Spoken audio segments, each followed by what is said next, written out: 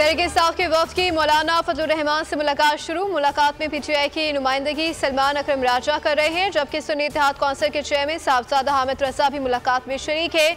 JUI legal team के सरबराह senator Kamran Murtaza, मुफ्ती इब्रार समेत दीगर JUI रहनुमा भी मुलाकात का हिस्सा है।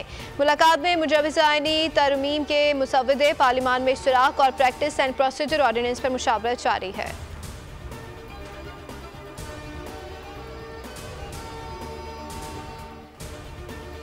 और वज़ीर आज़म से bill and Melinda Gates foundation के बानी बिल गेट्स की मुलाकात। वज़ीर आज़म ने सिएटल में गेट्स फाउंडेशन के दौरे की दावत पर शुक्रिया अदा किया। वज़ीर आज़म ने पोलियो के खात्मे के लिए गेट्स फाउंडेशन के ताउन को सराहा।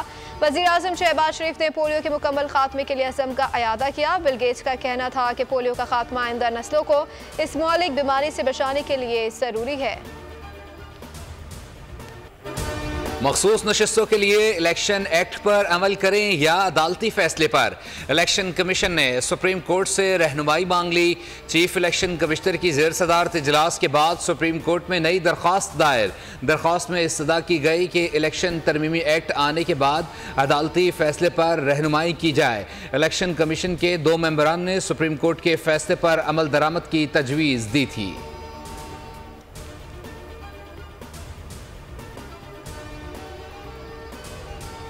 लाहौर हाई कोर्ट ने मीनार पाकिस्तान पर जलसे की इजाज़त के लिए दरख्वास्त निपटा दी। अदालत ने DC लाहौर को 30 सितंबर तक दरख्वास्त का फैसला करने की हिदायत कर दी।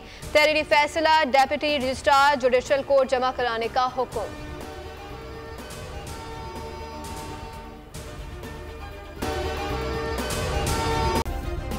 सब्सक्राइब करें और बेल दबाएं ताकि कोई खबर रह न जाए।